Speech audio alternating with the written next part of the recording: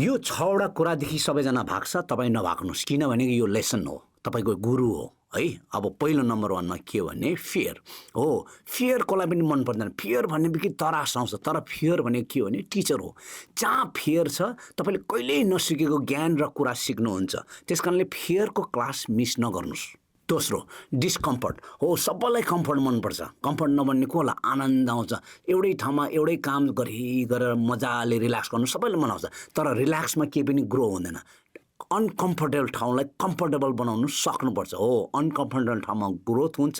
त्यस कारणले अनकम्फर्टेबल ठाउँलाई तपाईँले क्लास लिनुहोस्, त्यसलाई सिक्नुहोस्।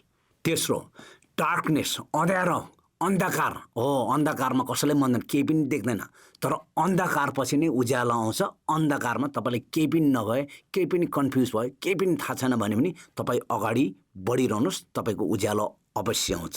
उकालोपछि ओह्रालो आएपछि, अँध्यारोपछि उज्यालो आउँछ भने सोध्नुहोस्, अन्धकारदेखि नडराउनुहोस्। 4औँमा प्रब्लम हो।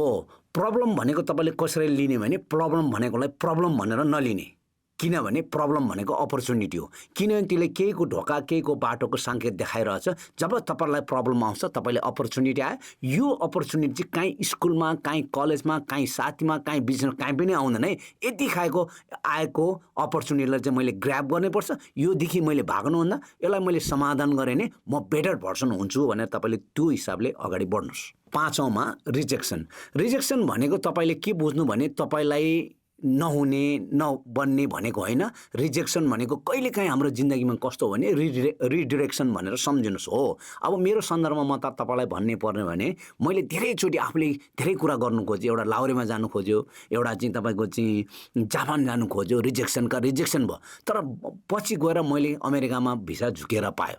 तर त्यो रिजेक्सन किन भइरहेको छ भने मलाई एउटा भगवान्ले चाहिँ रिडिरेक्सन गरेको रहेछ है भन्ने कुराहरू पनि तपाईँले बुझ्नुपर्छ। कहिलेकाहीँ तपाईँले धेरै कोसिस गर्दा कुनै पनि कुरा पाउनु भने नोरी तपाईँको लागि अरू कुनै पनि कुरा रेडी भएर बसिरहेको छ, तर मेहनत गर्नु नछोड्नुहोस्। Do not quit.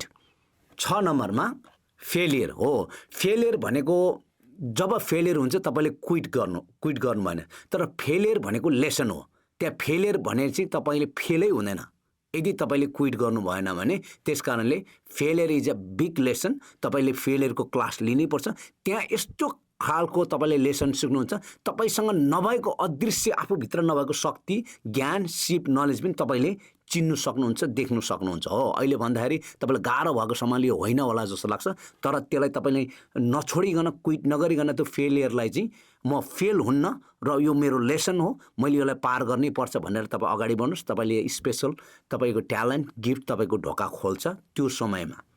यदि तपाईँले यो 6वटा गुणलाई, 6वटा अप्ठ्यारोपनलाई तपाईँले क्लास महसुस गरेर तपाईँले अगाडि बढ्नु भने तपाईँको भोलि लाखौँवटा प्रब्लमहरू तपाईँले सल्भ गर्न सक्नुहुन्छ।